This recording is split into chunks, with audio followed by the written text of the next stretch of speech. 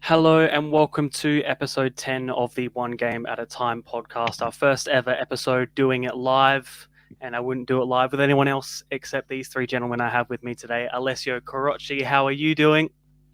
Good, thank you, Seb. Good to be here and happy to be live as well. And Mark, also with you live, how's this? It's exciting and scary all at the same time. And David, how are you feeling?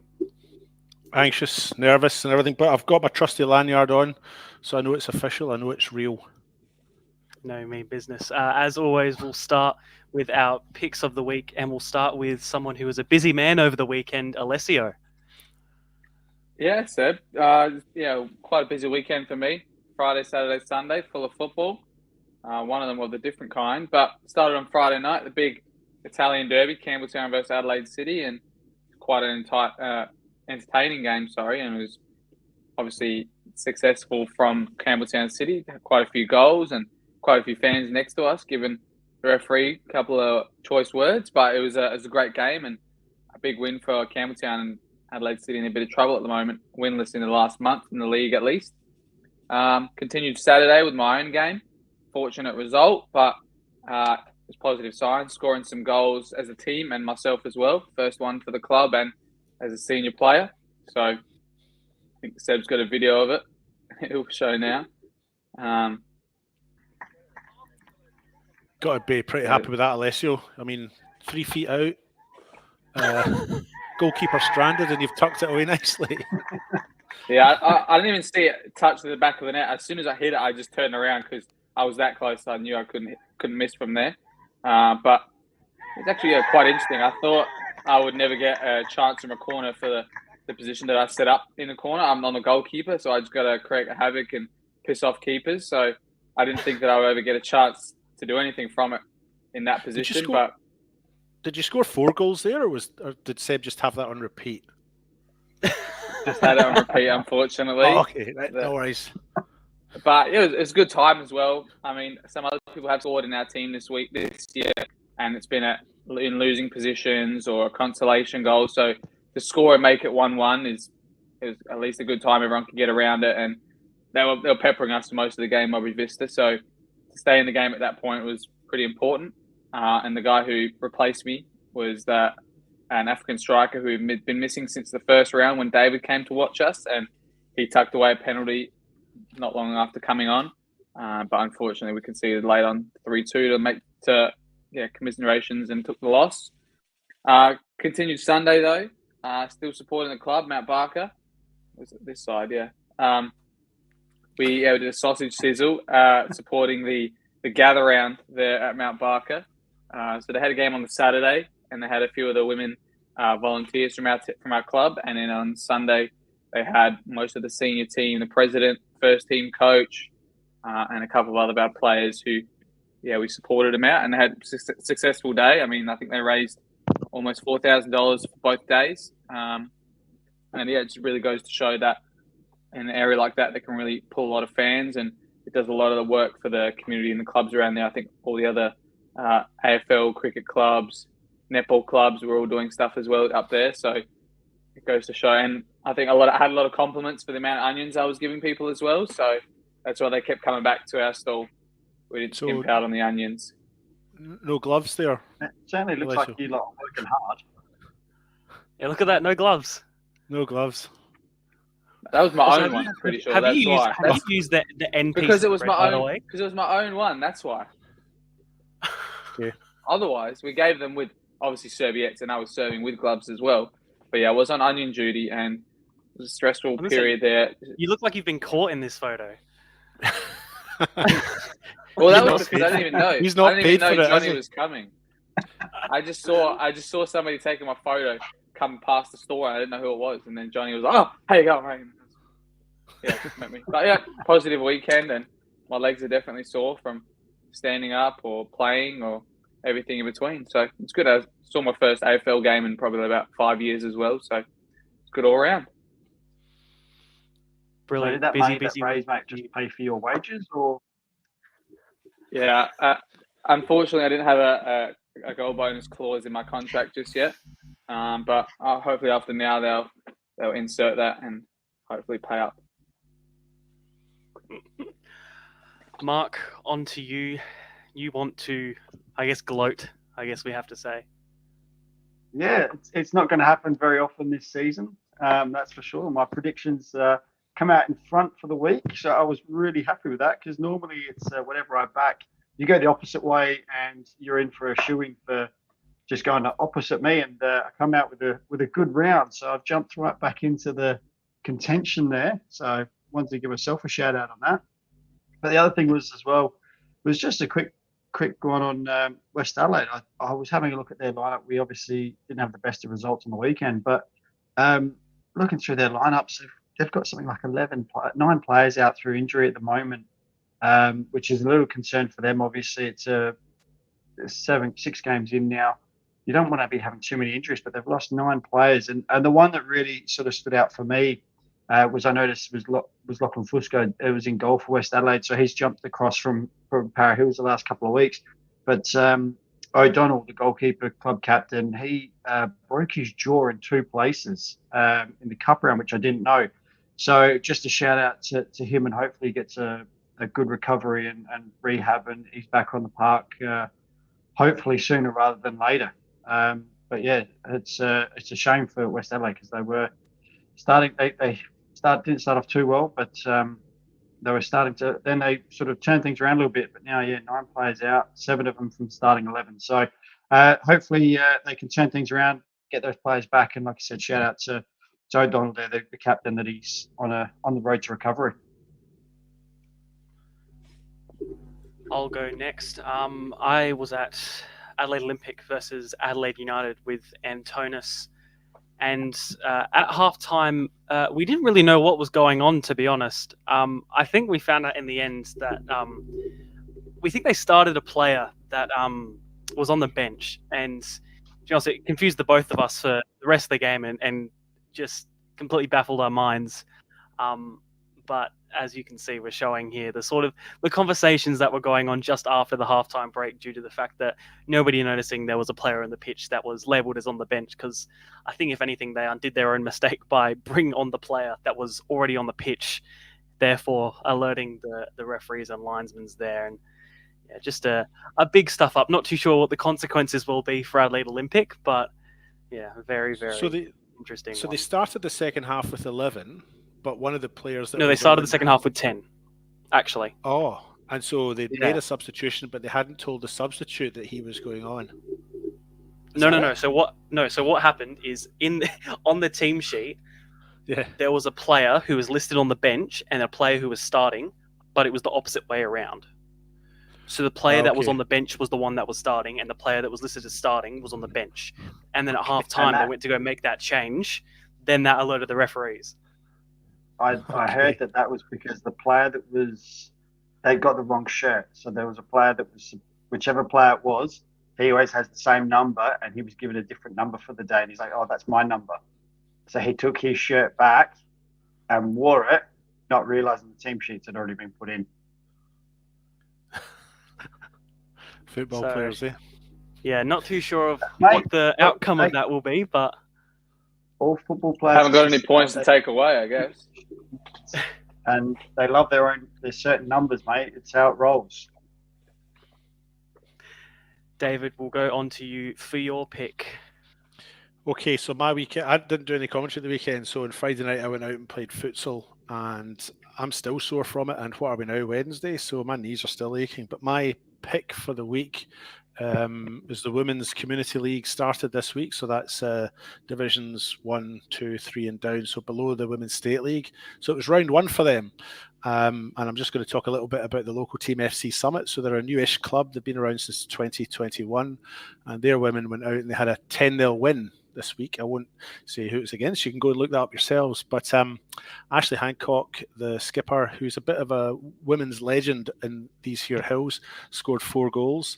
Tina Cantwell, another footballing legend, scored 2 goals, and Holly Carroll got 2 as well. That doesn't add up to 10, I know. The other goal was scored by Gemma Doyle. And is that 10? Yeah, that's 10. So they had a 10-0 win. So that's them top of the table. A great start for them. And long may it continue. The men, unfortunately, lost their game. But Luke Hancock and Matt Halliday were on the score sheet for them. They lost 3-2 down at, or maybe it was at home, Southern Breakers. So anyway, the Women's Community League has kicked off and they've done round 1. And that's my pick of the week.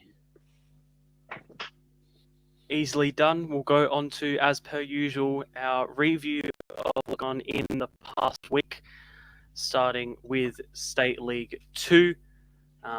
Few different results coming from this one. We'll go through them now. Eastern United losing 5-0 to Noarlunga United at home. Port Adelaide 1-0 winners over Seaford Rangers. Gawler Eagles versus the Cove 1-0 winners at home. Northern Demons losing 2-0 to Adelaide University. Mobby Vista, as we spoke about, getting 3-2 over Mount Barker at home. And then Pontian Eagles versus Adelaide Hills, another 3-2 in favour of the Eagles in that Bird Derby. Gentlemen, we'll go with Alessio, our State League 2 expert and player, other than the one which you played in. What ones stood out to you? Yeah, obviously kicked it off with that 5-0 win for Noarlunga away at Eastern, a Friday night fixture. I'm sure that's something that all revel in hosting there at Eastern United. And it was just, I think all of us predicted an Eastern United win, specifically looking at Noarlunga's form. But I think maybe a couple of us thought that after getting their win the previous week against Mount Barker, that Noarlunga maybe take something into this game. But having a look at the goals as well, very, very scrappy. I think the first goal was quite a good finish, but a Cam Gardner hat-trick as well, which was good to see. I know he's been on trial at a few clubs and he's been a prolific scorer in most of the reserve teams he's been at least. So good to see him get on the score sheet. But otherwise, there was some suspect defending, I would have to say the least, by Eastern's part. And they really paid for it this time around. I know they're dealing with some injuries as well, having known a few players at the club their coach, actually, Gabriel Marcad, started in the midfield. And they had a few more ins and outs that had to be substituted and managed throughout the game. So it's just really interesting to see that a team like that, obviously playing against State League 1 teams last year, has succumbed to one of the biggest losses, at least in State League 2 so far. Otherwise, around the grounds, it was pretty much straightforward. Cove just got the win over Gawler Eagles. Tough place to go as well, away from home. They got the result. I'm sure Mark will talk about Kaka Dembele scoring the winner against Seaford as well, his old club. And Adelaide Uni obviously beating Northern Demons away at Port Pirie. So that was another interesting result. They've had 2 tough games up there now, Northern Demons, and they've lost both of them. So hopefully they can get back to winning ways in the Cup this week, which is also going to be live streamed against Elizabeth Downs. And you got Connie Komitsis on that, and I think he's still awaiting to see who's going to be his co-commentators. Otherwise, I think we all had a big win for Pontian against Adelaide Hills Hawks, but they made it a bit closer than a lot of us expected. And even talking to some players from Pontian, they said that they really struggled against them and the way they play. And it was interesting to see there was no coach listed at all on the Adelaide Hills Hawks dribble. No coaches, team managers, nothing in between. So I think they're still looking for a coach, and maybe one of the sacked coaches around the leagues might be one to pull on the Adelaide Hills Hawks coaching reins. And yeah, obviously Mulberry Vista getting their win at home as well, 3-2. A bit harder than I think they would expected, but they definitely did dominate us that first half, and we're very lucky with our goalkeeper having quite a good game in the first half. I think he got man of the match in the end, but otherwise, yeah, pretty much straightforward. It's State League 2. I reckon, Dave Bryant, you should be throwing your hat in the ring for the Adelaide Hills job, mate. No, I've tried my hand at coaching and I was dreadful at it. And I think the Hawks have recognised that, as have maybe some other local clubs. I don't think I'll be getting a call. I did see them advertise, actually. So they have advertised for the role. Yeah, I saw that too, yeah. So hopefully they find someone soon and they can fill that role. Look, for me, State League 2, I think the Seaford Rangers Port game was one I sort of highlighted. I did say Kaka would score. I said he'd probably score 2. He didn't score 2, but he did score the winning goal. So good win, massive win in the standings for Port there. That puts them right up to 7th spot, and Seaford now dropping down to 10th. So they're really sort of a little bit behind the 8 ball, but give Calderbank some time. He might be able to bring in some players as well, and that he'll hopefully change their tune and change their fortunes. The other thing was as well, I saw that I think the week before, Cashmore for Port actually broke his arm, so he's out for a little while as well. So another long injury layoff there. It seems too many at the moment that are getting injured. So hopefully not many more injuries, and we get a full tilt with all the teams. But it's a scary aspect to be looking at, that we're getting a lot of injuries at the moment. The other thing I would add to that is that the Pontian Eagles game over Hawks, that's a narrow 3-2 win, and I don't think any of us sort of thought it would be that close, but that really was a must win for Pontian to stay in touch with the top 2. There's already a 5-point gap. We're only finished round 6. There's already a 5-point gap between the top 2 teams, and Pontian in third. So that was actually probably a bigger victory for Pontian than they might have realised at the time. And I know we're not in predictions yet, but next up for Pontian is Cove. So so that was a big win for Pontian over Hawks, bigger than they maybe realised. That was the only thing I was going to add. As we can see, a look at the table. Yeah, exactly. Adelaide Uni on top with 18 points. Closely followed by Cove on equal points, just edging them out by a goal difference. So big 2 leaders coming out there, going towards the bottom. We have Seaford, Hills Hawks, and Mount Barker still with that solitary point. I'm sure your fortunes will change soon, Alessio. We all wish the best for you in the future. Yeah, we hope and pray for you. Just got to prove it's not a fluke now and get some more on the tally. So. But it did look like you scored 4 there, the way it was repeating. So maybe if you just get 1 every week and just get Seb to play it over and over again, you'll get top scorer by the end of the year. Yeah. On to the Women's State League, where we had, again, some more results. We had a repeat of that fixture in the Cup between Adelaide Jaguars and South Adelaide, a 1-1 draw playing out that time around. Modbury Jets coming out 3-0 winners over Fulham United. Campbelltown winning 25-0 over Croydon. Western Strikers 1-1 against Cove, and Modbury Vista losing 3-2 to Elizabeth Grove. Alessio, you said you got to catch some WSL action during the weekend.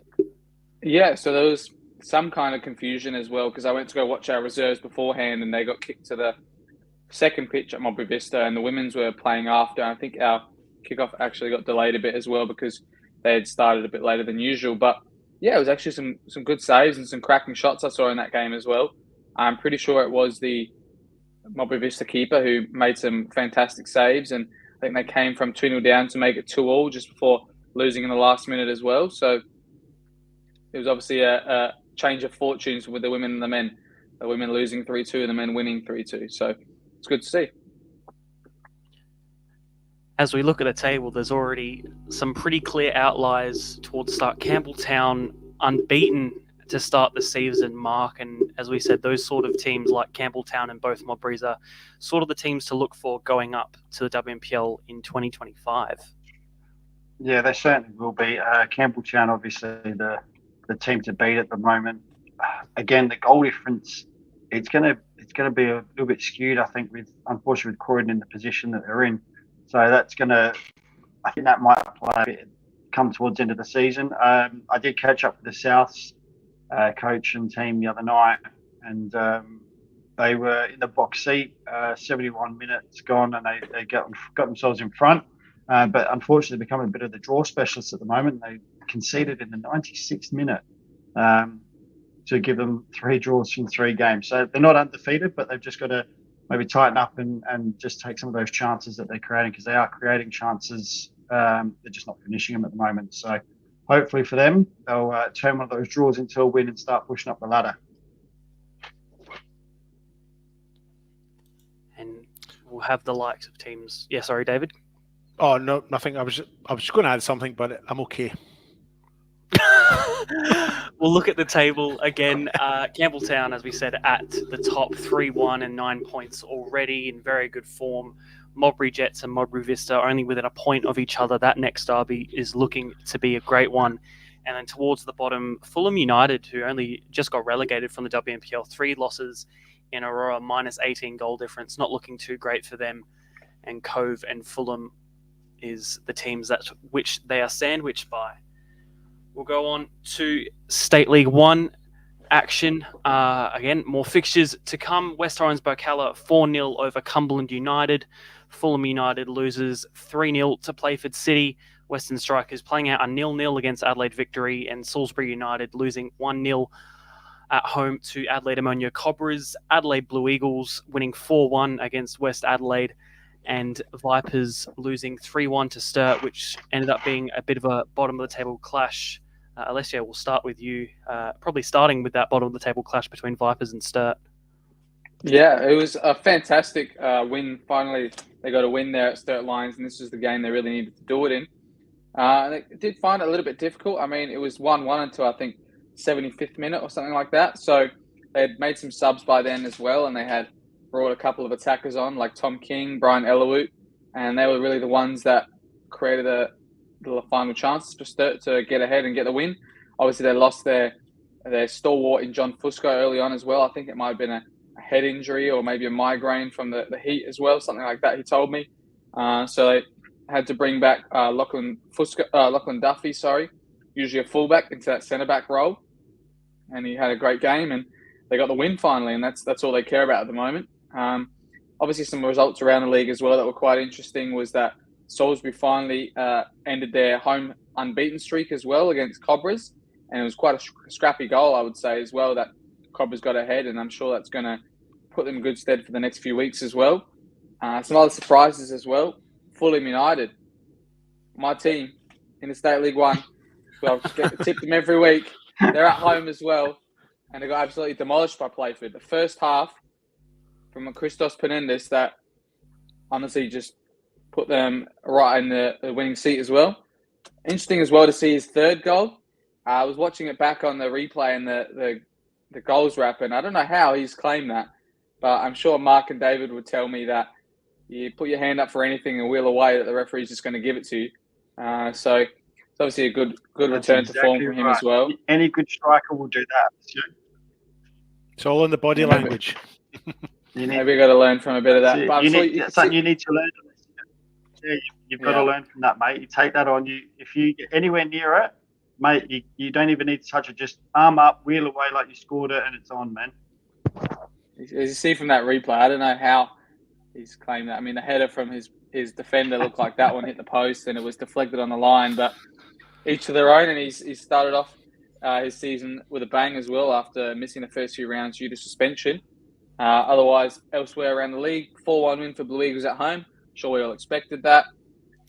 West Adelaide, their leading goal scorer, George Katsianis, getting on the goal scoring sheet as well. And I did get told as well this week that in our indoor league, his team was the one who won the grand final. So he's obviously had a great start to the year in both accounts.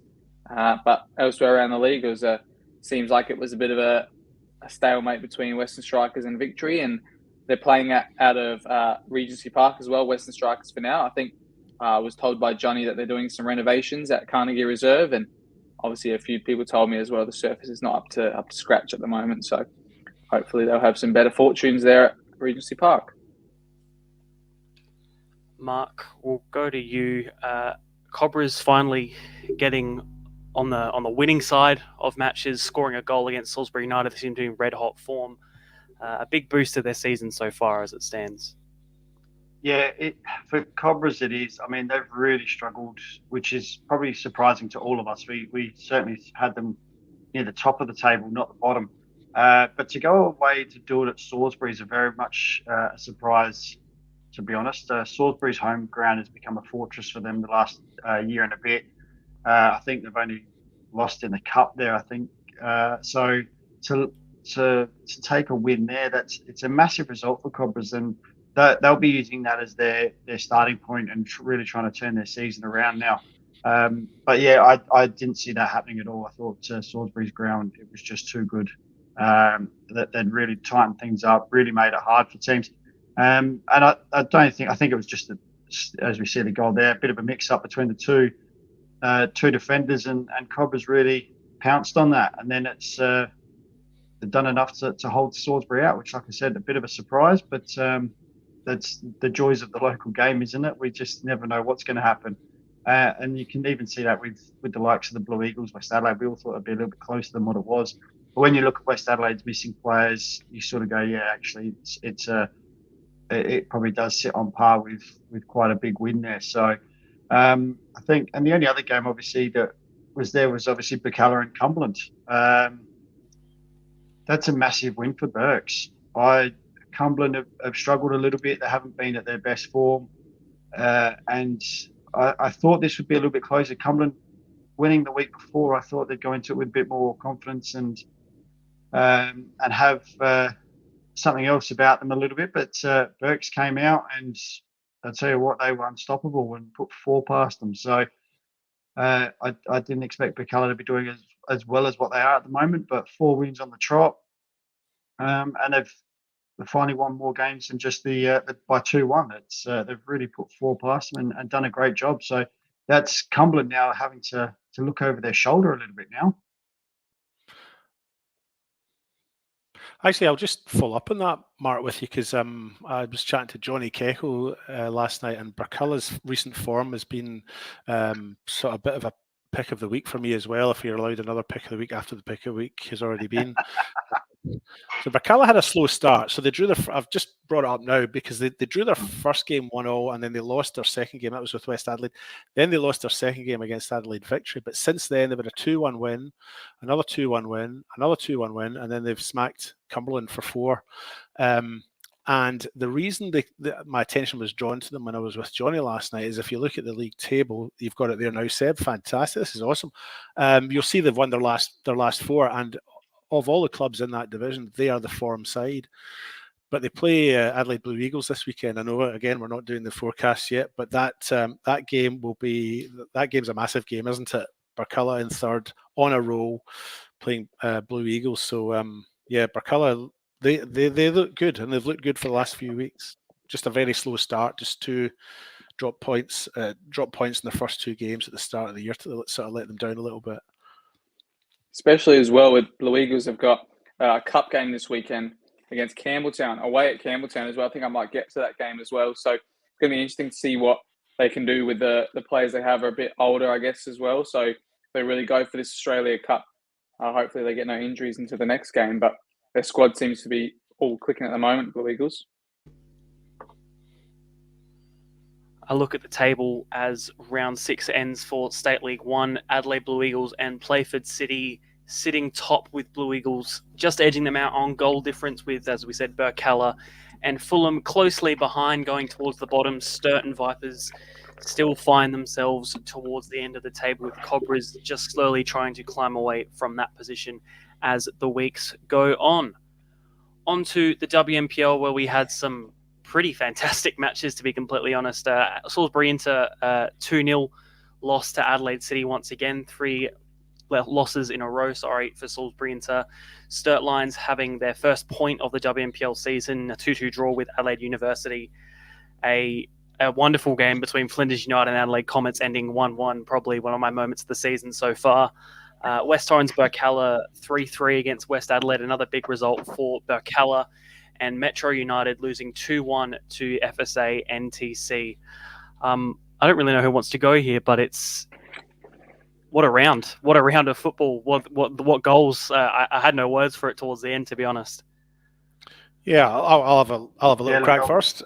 So the highlight in the media, if you like, for me was the debut for Ellenbam Panthoi Chanu, Indian goalkeeper, and I think I've got that pronunciation right first time, so I'm quite proud of that. But look, a little bit of a loss for them in her debut. She'll be disappointed with that. I think they went down 3-1, but very excited to see another internationalist playing in our local competition.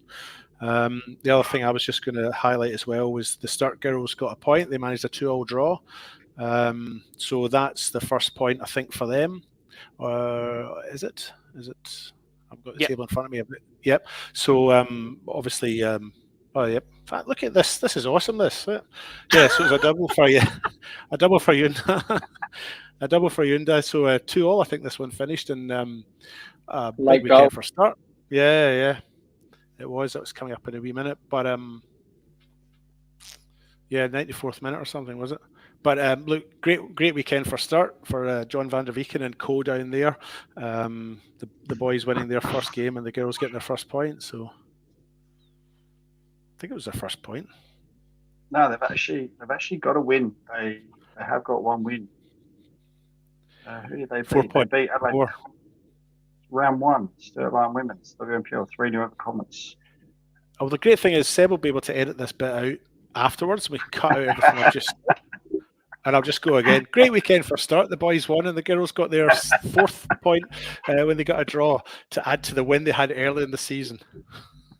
No, just well done to Sturt. I think it's a double for them, so big weekend for them. I was pleased for them. I reckon that result actually might have been reversed, the Sturt Lions versus Comets, because I'm pretty sure Comets won that game. And on dribble, just looking at it now. Yeah, I'm going by dribble at the moment. It says here that now says there's no goals for anybody, but full time 3-0 for Sturt. So I reckon that result must have been reversed, because I remember watching a bit of that live stream, and the Comets girls I think were up at that point. So that's an interesting one. Maybe we have to look into. But I'm sure that they didn't have any. They lost 4-0. I'm pretty sure. Could the game have been back-to-back weeks reversed for admin errors or something like that? Something's happened with the Comets team sheets, maybe unregistered players, or dribble just could be wrong. So the good thing is Sid can edit all this out and then put that out there. Yeah, there's not any lineups for Adelaide Comets. There's no lineup for Comets, so maybe they're trying to cover their mistakes, but I don't know. Maybe someone could message us. If anyone's listening, they could message us. Yeah, that'd be very interesting to find out that, because on dribble it says that it's the because I remember the first 2 games they lost 4-0, both of them, and then they got the draw now. So very surprising. So look into that. I definitely lost the comments because I remember watching the second half. We'd have to chase that up and see what's going on there. That was very, very interesting. And I guess the other big moment of the weekend was Flinders United seeming to hit form. I have to play the moment. I must say, I will play it with commentary just because you have to. I have to. So How can you we'll talk play about with this one, Seb? Yeah. I'll you let guys the talk about clip this, talk Seb. for. Come I'll on. let the clip talk for itself. I mean, I'll play both goals if anything, because both of them were quite spectacular. So we'll just have a look at them now. Range. Oh wow! An unbelievable finish. What a goal.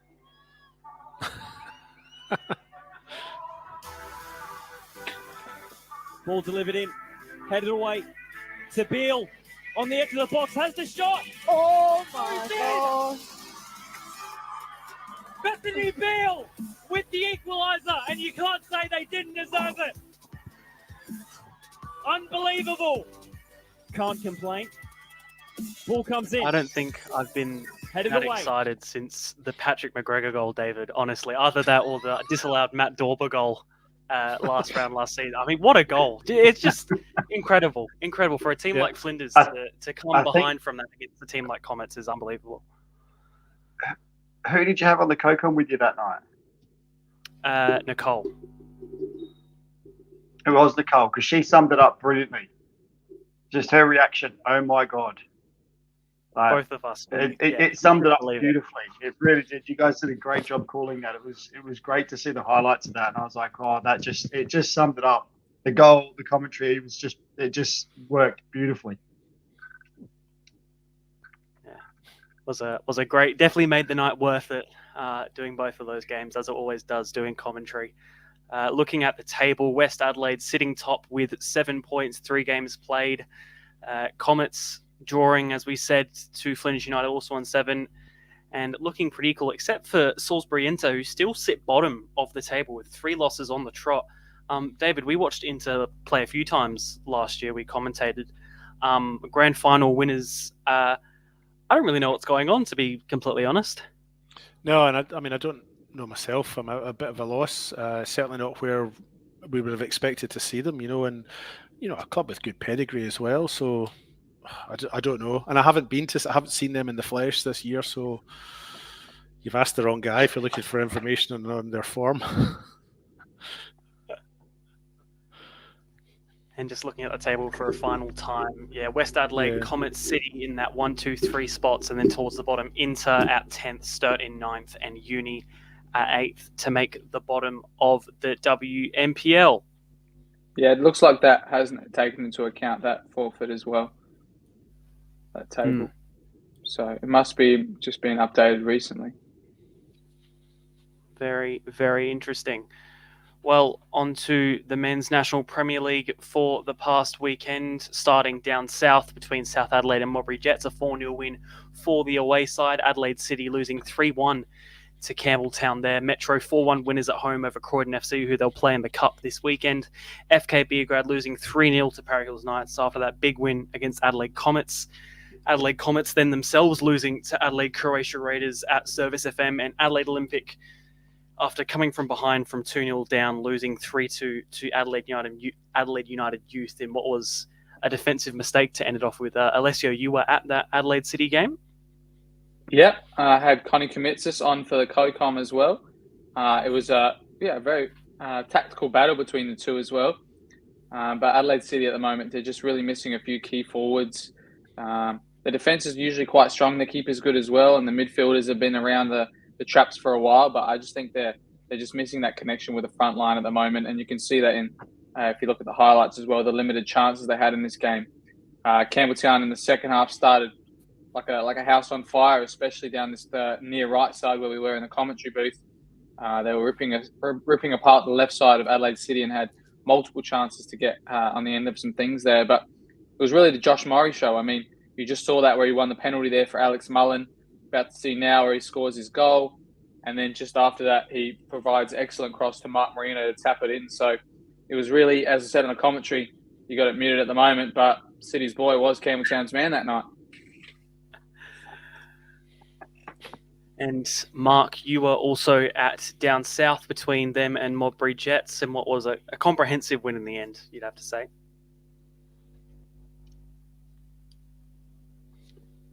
Yeah, look, I think the score probably flattered Mowbray just a little bit. I don't think South were that. I don't think South deserved to be beaten 4-0. It was just some. This was a beautiful goal, well worked training routine, and it just worked the treat. But Skimizi was on fire. He was excellent. Um, but Mowbray were a good side. Don't get me wrong, and South weren't as bad as a 4-0 loss. Some of the passages of play that South did were actually outstanding, and they did score, and it got flagged offside, and then Mowbray went and scored straight after. So it really didn't help them with that, and they sort of lost their way a little bit. But some of the highlights, I thought Francesca from Mowbray in the middle of the park was outstanding. Every time that Mowbray had the ball, he was an option. He broke things up, but he was fantastic. Skimizi was excellent up top, and young Sergi there. We just saw Massimo Sergi's goal come on. I think that was his first or second touch of the game, and he slid that one in bottom corner. But I look at it, and South aren't. They actually didn't play badly. They weren't a bad side.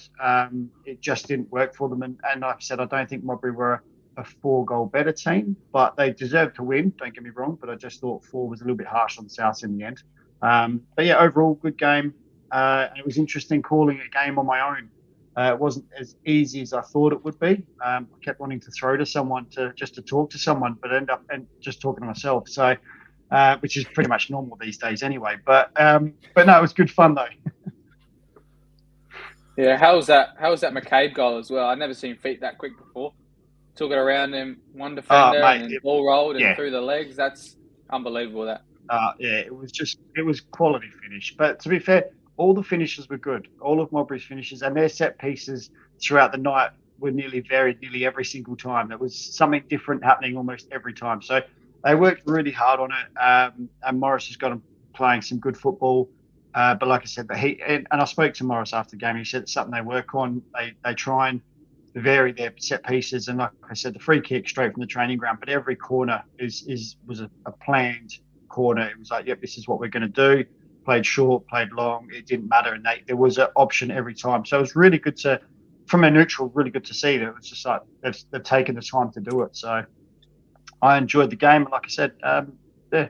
Hopefully those that tuned in enjoyed it. Like I said, not easy commentating by yourself, but I know you've done it before, Alessio. So. But it was still fun, but just not as easy as what I thought it would have been. When I got home from futsal on Friday and got the ice on the knees, I listened back to it a little bit, Mark, and I must commend you. I thought you did well. I mean, I don't think I could do it by myself. I think you're right. I think it's a lot harder than people would probably think it is, especially when you're by yourself and you've got no one to bounce off. You know, the pressure's on. So well done, you. I was just going to add a couple of notes that I'd. That's all right. We've got to back each other up, haven't we? I just wanted to make a quick mention for Austin Ayubi. So he came back into the Adelaide United lineup, scored the win on the 82nd minute for Adelaide United in their win against the Adelaide Olympic. There was 2 hat-tricks at the weekend. So Paul Radice scored a hat-trick for Adelaide Croatia, and Ren Nagamatsu got a hat-trick for MetroStars. And people are now saying James Temokovsky, because Ren Nagamatsu, look at this, Seb, you brought it up. Yeah, so he's got 3 goals, and he's now scored 6 goals in his 6 league games. He also got a couple of goals in pre-season friendlies and might have got 1 in the cup, but he's certainly on form. 6 goals in 6 league games. So well done, Ren Nagamatsu. And then I was just going to mention that Adelaide City's goal was scored by Patrick Caroccia, who's been on the bench, I think, for pretty much all of the season and just come on sort of with 15-20 to go. So he's come on and scored early. And Bucco was in the bench, of course, for Adelaide City. So it was interesting. I'm not sure why Bucco was on the bench. There might have been a legitimate reason for that, or a reason maybe he was injured, or I don't know. But well done to Patrick Caroccia for scoring his first goal of the year and his first start for Adelaide City. Just following on there, Dave, from the Raiders Comets game, I just wanted to shout out to, I don't know if anyone saw Radic's hat-trick, but some of those goals he put away were just absolutely outstanding. The one he hit from out the top of the box was just picked that out the net. It wasn't so much the power, but just the placement through the keeper, and it was just a wonderful finish. So he's certainly hit some form, and they're obviously playing him the best way they know how to play him, and he's really sort of really paying back the club and Vado in trusting him to do that job. So he's been fantastic. But he's like I said, one of his goals, the one he hit. Yeah, you don't really see too many people, at least, go between those two clubs as well. He was at FK Beograd last year and really wasn't getting a game. Started a few games when I was there early on, but he went on loan to Adelaide Blue Eagles near the end of the season and got a few games. But it's just, fantastic to see him really thriving in this Adelaide Croatia team. They've got so much attacking talent at the moment. Young players like Stefan Mateo, Frank Busasa, obviously missing their captain and Anthony Costa still, but he's really taken the reins there. And even his hat-trick goal as well, I had to look back on replay a few times. I reckon he did flick that between his legs as well. If you just watch it here, makes the excellent run, front post. Kimishima does well to keep the ball as well. He tries to feint 2 or 3, 4 times and finally gets Dimo on his heels. And I think it's a backheel finish there from Radic to get his hat-trick. Yeah, it was just outstanding play. And Kimishima's been a revelation for Raiders. Didn't really get much of a chance at City, but he's really starting to show his true colours and perform really well each week. So it's great to see that link-up play there at Raiders. So, and they're starting to become a real force. I'm loving it, seeing them. And I think the next game we've got cup round this week, but the week after that is the derby. That's going to be a great game to see. David, we'll just go to you on these last remaining games. FK Beograd losing 3-0 to Para Hills Knights, and Adelaide United getting some points against their other fellow bottom of the table side in Adelaide Olympic. Yeah, I mean, that Adelaide United Adelaide Olympic game, by all accounts, wasn't a thrilling encounter, but it was obviously a big win for the team that did emerge with the 3 points, and that ended up being Adelaide United. And Austin Ubi, as I mentioned before, scoring with about 8 or 9 minutes left of play to give Adelaide United a 3-2 win. And what was the other one you mentioned? Para Hills winning 3-0 over FK Beograd. Oh, Beograd. That was a bit of a surprise for me because I've watched Beograd over the last 2 weeks. I think they're the last 2 commentary games that I've done. And look, I think they've been second best in those 2 games. I'm saying it very quietly in case they're listening. But for me, they've just been second best on those 2 games, but just sort of come away with a win against Adelaide City and then against Adelaide Comets from memory. So I kind of thought eventually the bubble would burst and a team would beat them. I wasn't sure that it would be Para Hills Knights, and I certainly wasn't sure that it would be a 3-0 win. But look at that, nice finish, eh? Lasanza Smith. So maybe Beograd just got found out a little bit finally. So just to see how they bounce back from that. They don't have a game this week, do they? That's the Cup, do they? Or do they have a game? They don't have a league game anyway. And then after that, like you said, Mark, it's a bit of a derby because they've got Adelaide Croatia Raiders after that. But I would fancy Croatia Raiders over Beograd. I'm being diplomatic. I speak very quietly and I speak. Yeah. No, look, I have I don't know how to say it, but I think FK Beograd really struggled to get themselves up for this game. The 2 games prior to that, they had to get themselves up for because it was 2 big teams. It was record-breaking things for them if they got the win, which they did. So they really managed to draw within themselves and go, "Yep, cool, we need to get up for this game." But Para Hills is a little bit of an easier game, we'll say. What they thought, and I think they may have just struggled a little bit to get themselves G'd up for that game to get the win. And Para Hills obviously came out and destroyed, and effectively looks like destroyed them in a 3-0, but they took them apart and got the win. So I think FK will look back on that, and I know Adrian Deloyer and his coaching staff will take a look at that and really start to go, okay, well, we need to, every week they've got to get themselves up for these games because as we've seen, there's no easy games and there's no harder game than what they've got next in the league against Raiders. Speaking of the league, we'll go on to the table. Modbury Jets, Campbelltown and Metro Stars all sitting pretty on top with Modbury and Campbelltown on equal goal difference as well. All comes down to Modbury having scored a lot more goals, which they did tend to do even last season. Towards the bottom there, Adelaide Olympic still sitting bottom after that loss to United. South Adelaide also down there with Adelaide United. Any surprises at this stage of the season? 6 games in, the table starting to shape out a lot more. Could you pop the table back up? While we talk about it, yeah. Because funny enough, I actually went to my screen to have a look. Look, I suppose the one that sticks out for me a little bit is maybe Adelaide City down there in 8th. I kind of thought they would have been up at least in the top 4, sort of 5 or 6 games in, or 7 games in, or wherever we are now. So Adelaide City down there is maybe a bit of a surprise for me. Modbury Jets top, I probably wouldn't have picked that either. I would probably have had them about 3rd or 4th at this point in the season. But for me, not a lot of other surprises. Adelaide United, unpredictable, hard to know where they'll end up week by week. But Adelaide City and Modbury Jets are probably the 2 ones that I would have expected not to be in the positions they are. Yeah, I'm agreeing with you there, David. I think we all picked Modbury, I think, to finish relatively well come the end of the season, sort of finals football.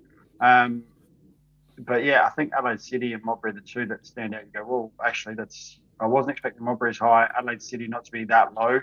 And obviously, again, with Adelaide United, we're never sure what loop they're in with players, and then obviously what players then come down to help out, and what players are available to the NPL side. So it's always a tough test to pick how Adelaide United are going to go. But overall, it's as you'd expect, I think. Obviously, Campbelltown Metro Comets, we always expect them to be near the top. But yeah, I think Adelaide City and Modbury are the 2 that stand out the most.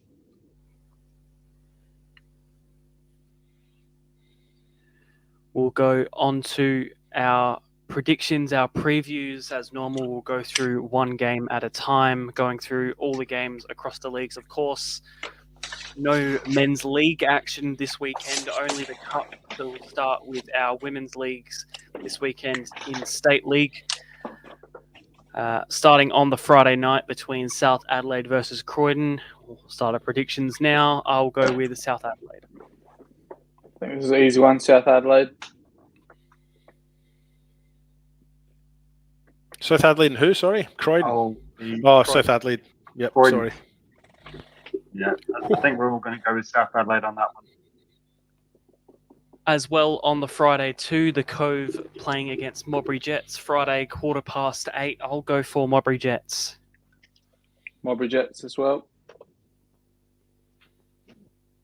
I would also back the Modbury Jets. Yeah, I think it's a given, isn't it? All 4 will go Modbury Jets on that as well. I think they're in a lot better form than Cove, so you've got to go with them. In agreement so far. This one might split decisions. Modbury Vista versus Campbelltown City. Their cup game went to penalties this past weekend. But before that, they were actually, when the game was a banner, they were 4-0 up at halftime, Campbelltown, and then the replay of the game ended up going to penalties. So a really tough one to decide. I reckon I'll go with Vista. Who's the home team? Vista. Who won on penalties in the cup? Was it Campbelltown? I'll go with Campbelltown. I'll go draw. Look, I'm going to go with Campbelltown as well. Form coming off with a 25-0 win as well against Croydon. I'm not sure you can really take that into consideration too much, but Campbelltown, I think. You writing this down, Alessio? I don't want another episode where Talbot's coming back next week telling us how great he is at the picks if we don't have a record of it. Well, I didn't record any of the women's ones last week. It's just the men's one I did. Write that one down, because I think we're splitting that one, right? I think 2 of us have picked one result and one person's got. Yeah, I think because we got a few of the cup games this week, I think I was going to write them down, but yeah, we'll see. Elizabeth Grove versus Western Strikers on the Saturday at 7:30 p.m. I'll go with Elizabeth Grove. Grove for me as well. I'm going to go for an upset. I think it's an upset. I'm going to go for Western Strikers to win that. They've only had 1 win, 2 draws, so they would probably be the less fancied, but I'll go for them. Yeah, I was actually going to go for a draw with that game. And last one on the Sunday at 3 p.m. Fulham United versus Adelaide Jaguars. I'll go the Jags. Same with me, Jaguars. Adelaide Jaguars for me too. Yeah, I think we're all in agreement again with the Jags on that one. Very, very interesting coming up for your Women's State League action for this weekend in round 4, as well as the WMPL continuing on this weekend. Friday night, 8:15, Adelaide City versus Flinders United. A very, very intriguing one with the way Flinders are going at the moment. I can't not back them for the full upset, so go Flinders. I'm going to back the draw in this one.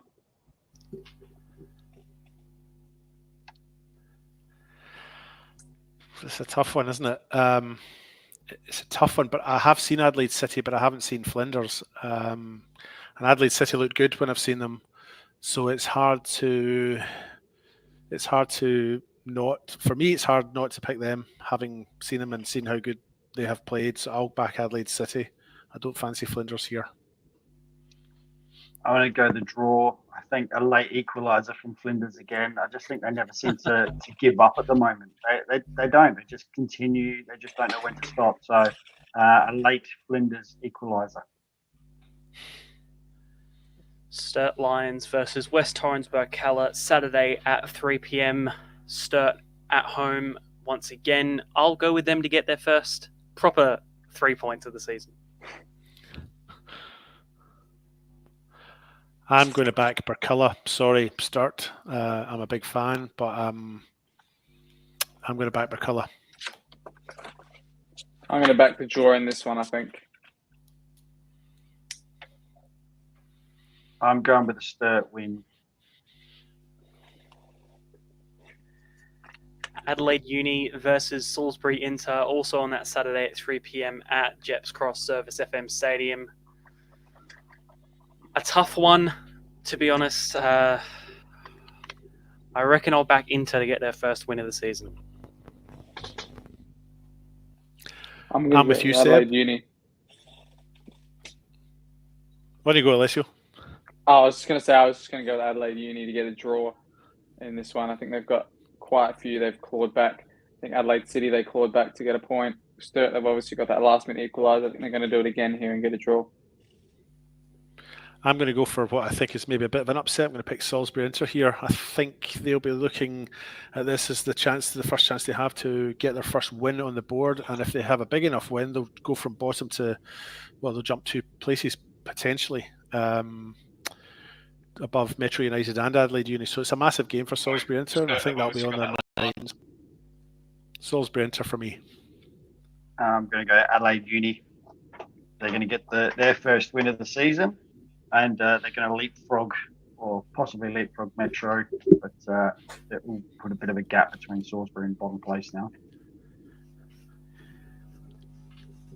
Adelaide Comets versus Metro United, Saturday, 5:15. Oh, Metro with a new keeper. Comets after that draw with Flinders. I'll go with a draw for this one. I'm going to go with what I think is maybe a bit of an upset. I'm going to pick Metro United. Look, they weren't very good last week, but the new goalkeeper, Ellenbam Panthoy Chanu, been practicing that, in goal to lead and inspire them to a very narrow win, just 1-0. Metro United.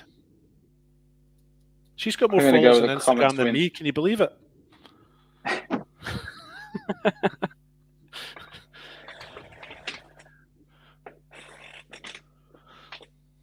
Who did you go with there, Alessio?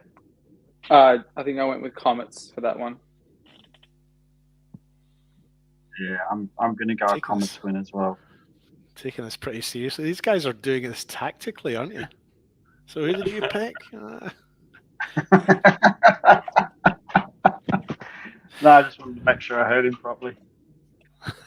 And last game for the WMPL this weekend, Football SANTC versus West Adelaide, Saturday, 5:15, also at Jeps Cross. I'll go with West Adelaide to get the win.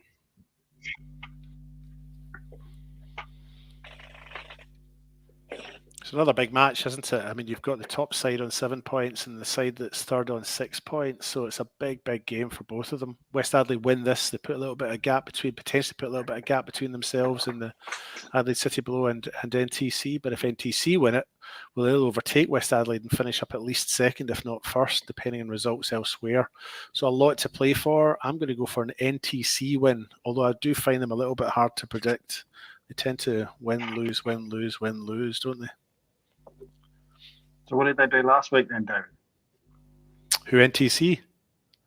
They won last week. No, they won last week, but they lost the week. going on your form, they win, lose. So this is the problem with being in this with people who are smarter than me. I still look. My head's saying West Adelaide, but my heart's saying NTC. So I'm going to go with what the heart says. I'm going with the draw. Very, very interesting. That's all the WNPL and women's action for the weekend. And now we'll go on to the Cup rounds, Cup games. Always fun to predict. Starting with a big one, Northern Demons versus Elizabeth Downs, State League 2 versus Amateur, the two lowest possible ranked sides that could possibly be in this competition, still playing against each other. I don't want to go first. So... you don't want to go first? I'll go first every other time. I'll go first. It's all good. I've got one. I don't want to be saying this, but I'm going to go for the Downs. Why don't you want to be saying that? Time, scoreline. Demons are one of my clubs. I love the club. They've got great people. I did play there for a little while when I was younger. I actually played a lot of places when I was younger, but that was one of them. I was going to try and get up with Connie and call a game, but there's no chance of me getting up there now. But Elizabeth Downs, a surprise package. They are and they aren't. We know that they're a good side. We know that they're gonna hustle. They're gonna work hard. And they're gonna make a trip of it. So I'm gonna go with Elizabeth Downs, and I'm gonna say it's gonna be a quite close game. I reckon it's gonna be 3-2. I'm going to go with Elizabeth Downs as well, and they are the tier below. They are playing in the Amateur League top flight or top division in the Amateur League, but I feel that the top teams in that division are better than probably most, if not all, of the sides in State League 2. There you go. I've come out and I've said it, and I'll face the criticism for it. Not going to name any names. I think Downs will be too strong, and I think you're right, Mark. I think it'll be close. So I'll just go for a 2-1 win, but I think Downs will be too good. I'm going to go with. It's going to go a little bit of the distance. I'm going to go extra time, but Downs will win. No scoreline. I reckon I'll agree. I reckon I'll go extra time Downs. The only thing that really puts doubt in my mind is probably they've got a synthetic pitch at Northern Demons, don't they? Yeah, they do, yeah. Yeah, that's the one thing that just, I don't know, gets me a little bit, but I still think Downs in extra time.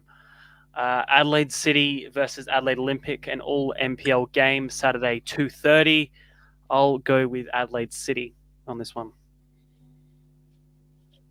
I'll go with Adelaide City too, but I think that'll go to extra time. I think Adelaide City are another team that are hard to predict this year. They could smash this out of the park, or they could really struggle, but there'll be nothing in between. But I'll back them to win.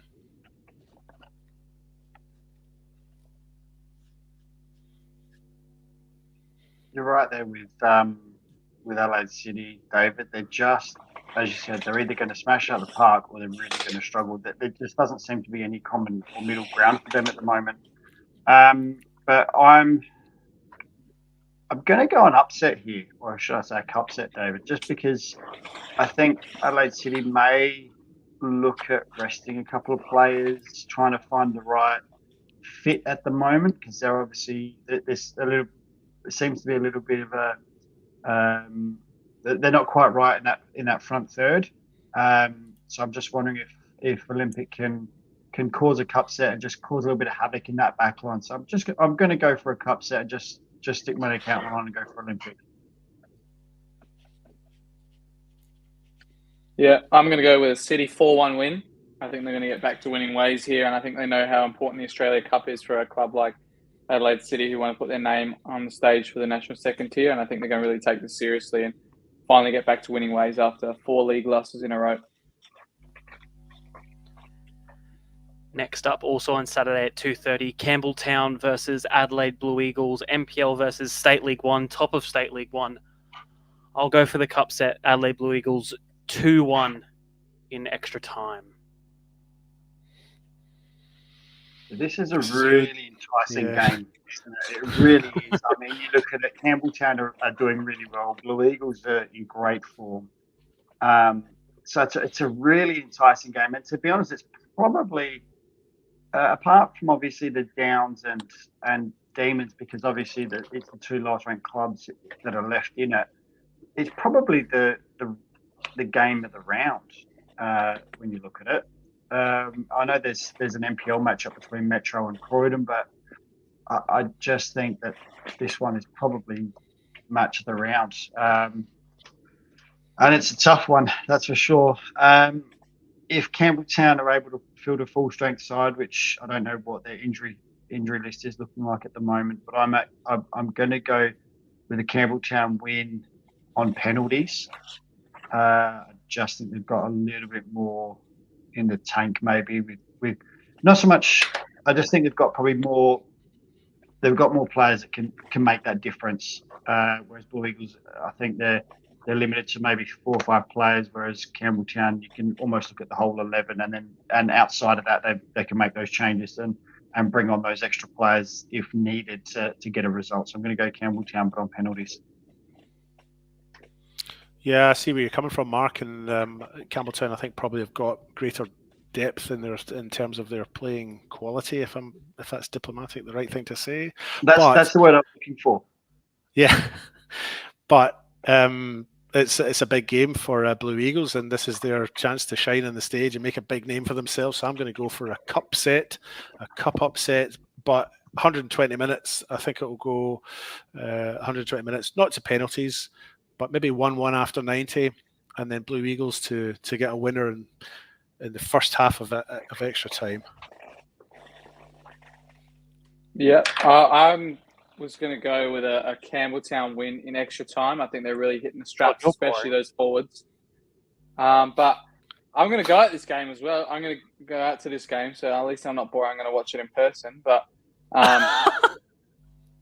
yeah, I really think their forwards are really hitting their straps at the moment, especially Maury, Marino, Baresi's been getting in on the act, and I think they're going to have players like Boffa back as well now. So I think they're really going to be all trying to stake a claim for that starting spot, and they're really getting some competition there. We still haven't seen the best of Malisi as well, so maybe he'll get a start in this game. And I had no updates on Kristen Konstantopoulos, how far away he is. But yeah, hopefully if they go far in this cup, they got some more games to put some players in for. So I'm going to go Campbelltown win in extra time. Geographically, this is a bit of a derby, isn't it? Would this not be 2 teams that are fairly close to the big derby? It is a derby, yeah. Yeah, I think they used to play each other round 1 like every year, the MPL. Yeah, this is one of those regional derbies. Yeah, they even posted on their social media that there's another derby this weekend. So it's going to be interesting. Saturday at 2:30 as well, Cumberland United of State League 1 versus Cove of State League 2. I'll go for another cup set. Cove. Yeah, I think Cove are probably very capable of doing the damage at Cumberland. So I think Cove might sneak this one as well. And I don't even think it will go to extra time. Cove are in form just now and on a bit of a high, so they'll take that momentum into this cup game and they'll win it in 90 minutes.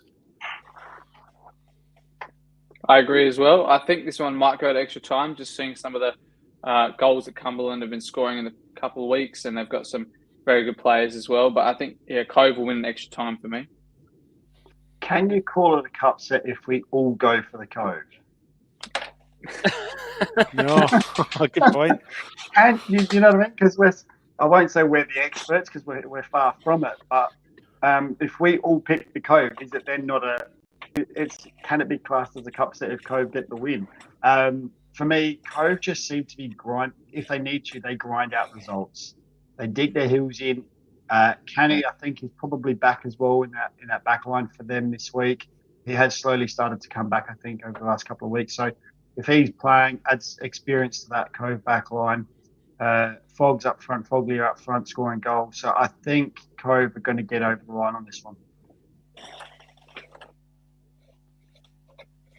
Saturday, 3 p.m. kickoff, West Adelaide of State League 1 versus Adelaide Comets of the NPL on neutral territory, games being played at Athelston. So no real home advantage for West Adelaide. I'll go for Comets. I'll go for Comets too. They've been a wee bit wobbly though, haven't they, over the last couple of weeks? They started off so strongly and so impressively, and they were top of the NPL, weren't they, for a wee while? They've just gone a bit wobbly over the last few weeks, but I still think they'll be too good for a State League 1 side. So Comets win for me. The question I've got there, it says Athelston Recreation Reserve Pitch 1. Is that the Astro that the artificial they'll be playing on? Yeah. Yeah, okay. Look, I would love to say a cup set. I'd love to see West Adelaide give Comets a run for their money, but with their current injury list, I don't see it happening. I think it's going to be a Comets victory, and I'd say Comets probably by 3 or 4-1. I think they're going to quite easily beat West Adelaide, unfortunately. And I think West Adelaide are just going to use this to play some more youngsters, give them a little bit more experience. But it allows the team to hopefully give them another week to get their injured players back without having to force them back in a hurry. A little bit of a Greek derby, this one, I think, as well. I know they've changed names and logos in the past, but I think they had some connections together. I'm going to give Comets the win on this one as well. I just see them as too strong, and especially with some of their previous results, they're really going to want to ram it home in this game, and they've got no better opportunity than to do it against a team that is struggling with injuries. So I'm just going to go Comets win, no scoreline. Easy does it. Metro Stars versus Croydon. Just NPL. Just quickly on that, Seb, sorry, did you give your one? And also, West Adelaide's leading goal scorer won't be available this week either. So Katsagiannis is unavailable, I think, this weekend as well. So they're going to be missing their top goal scorer, I reckon. So I've heard. So that's a big loss for West Adelaide. I think I said Comets. I don't remember though. Okay. But I'm going to guess that I said Comets. You're going to go Comets now anyway. Yeah, it's fine. Yeah. all NPL game, Metro Stars versus Croydon, Saturday 3 p.m. A repeat of the game we just had. I'll go Metro. I'll go Metro as well. Earlier on, I'd said that Ren Nagamatsu had scored 6 goals. He's actually scored 7. I've got it up in front of me. And Andre Carl is the second top scorer in the NPL with 6 goals. Andre Carl being of Croydon, of course, for the listeners out there. So 2 top scorers in the league, potentially playing against each other in this game. But I think Metro Stars will win this one. But it'll be tight. It'll maybe go with 120 minutes. You raised your eyebrows to that, Alessio. See, it's all visual now, so I can see you pulling all your facial expressions. Yeah, well, I tend to agree that it'll be tighter, especially the second time round. You really know how the other team's going to play a bit better, and Andre Carl obviously didn't get on the score sheet this time. So I'm going to say it's going to be tighter as well, and I'm going to go with a 3-1 win for Metro. That doesn't sound too tight, does it? I was going to say, that doesn't sound too tight at all. That one, I was expecting, when you said tight, I was like 2-1, 1-0. Yeah. And come out with a 3-1. That's okay. It'll be a low-scoring game, 7-all. I'm going to go with the Metro win. I think with their depth as well that they've currently got, they're going to be too strong for Croydon this weekend. But yeah, I think it'll be a Metro win. Modbury Jets versus Adelaide Victory, NPL v State League 1, Saturday, also at that 3 p.m. kickoff time. Modbury Jets for me in this one. Yeah, it's hard to go past Modbury Jets, isn't it? I mean, top of the table, we didn't really expect them there this time of the year, but if you're top of the NPL, you're there for a good reason. So I would fancy them to win this one.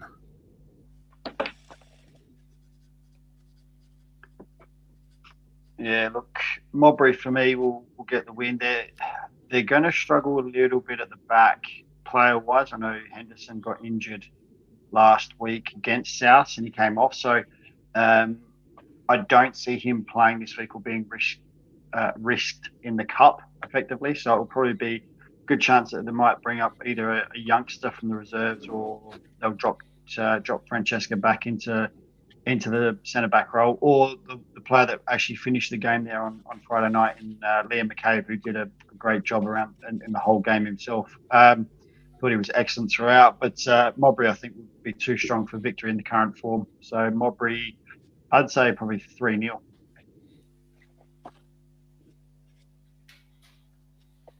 Yep, I think similar to what you boys think. Modbury Jets have been really hitting their straps at the moment as well. They've just seen an article of Francesco Schmitzi scoring 5 in his first 6 games for the club as well. It's great to see a new signing hitting the straps so early as well. I know he's had first-team opportunities at Metro Stars and Campbelltown in the past, but now he's really starting every game and becoming such an influential figure in that team. And I reckon he's going to continue that form here as well. And I reckon they're going to win 3-0 Modbury. Yeah, Schmitzi and McCabe are the third and fourth top scorers in the NPL as well. 5 goals each they've got. So they're both of them on form. You know, if you're a club and you've got one striker that's on form and he's scoring 6 or 7 goals, that's great. But if you've got 2 strikers who are hitting a little bit of form as well and scoring 10 between them, then that's better, isn't it? So early as well in the season. I remember doing the stats of Modbury Jets before their elimination final last year, and I think Hamish McCabe might have had 19 or so, something like that. And the next nearest would have, at the end of the season, had probably 5 or 6. That was Stefan Mateo. So to see already 6 games in, both of them 5 goals, and I'm sure they got Liam McKay's probably got 2 or 3 himself as well. So they're really just showing the goals around and they're having to be a real force to reckon with at the moment. Final game of the Cup round, Fulham United of State League 1 at home to FK Beograd of the NPL, Saturday 6 p.m, the night game for the weekend. I'll go for the home cup set, Fulham United, 2-1.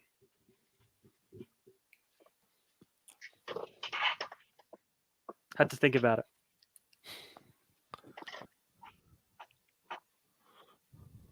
Yeah, this is not. Can no one else think about it either? All right, well, that's the thing. It's such a difficult game. Fulham coming off a big loss last week, which no one picked. Well, not that big a loss anyway.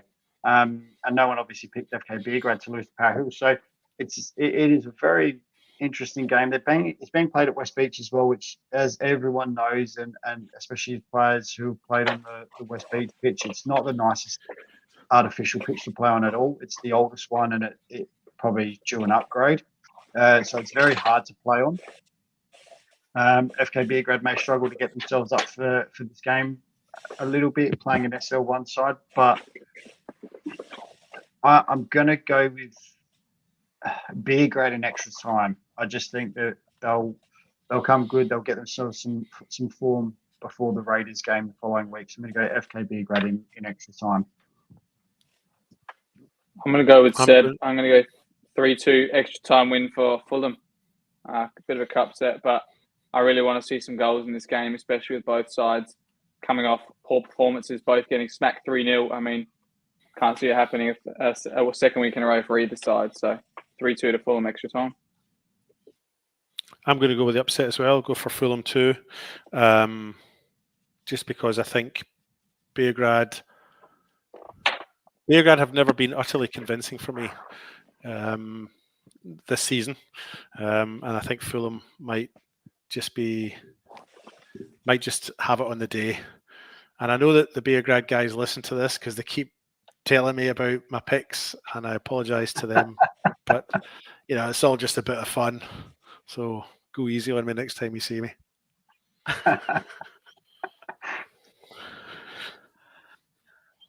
Well, Can we move on? that's all the cup games. That's all the women's Oh. games gone through, previewed, reviewed.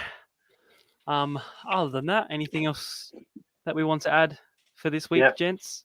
David, Just you're the on the usual- local game as well, by the way. Sorry.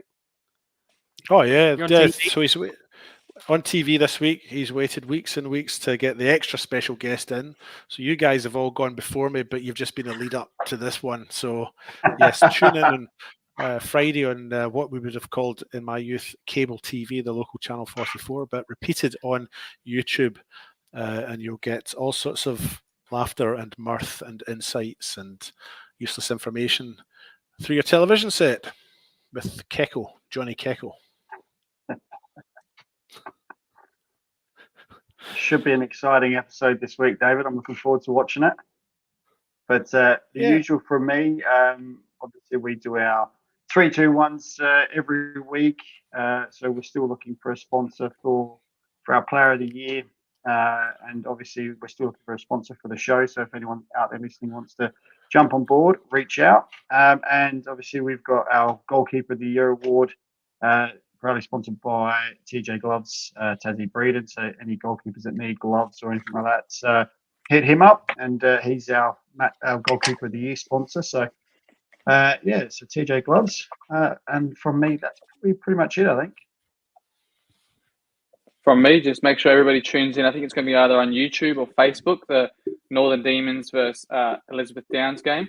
I'm pretty sure it's the only live stream cup game this weekend. So hope there's quite a few hundred viewers if they're lucky. And you're going to see a lot of, if he's got no co-comments going up with him, then he might get some interesting locals there, and hopefully they'll create a bit of a laugh there. So definitely tune into that. You don't really see a cup game that is live streamed so far in the league, so it's good to see. Big shout out for getting that over the line too. He's done a lot of hard work behind the scenes to get the sponsorships and to get the cameramen and all that sort of stuff to get up there and do that. So great for the game. So shout out to Connie's.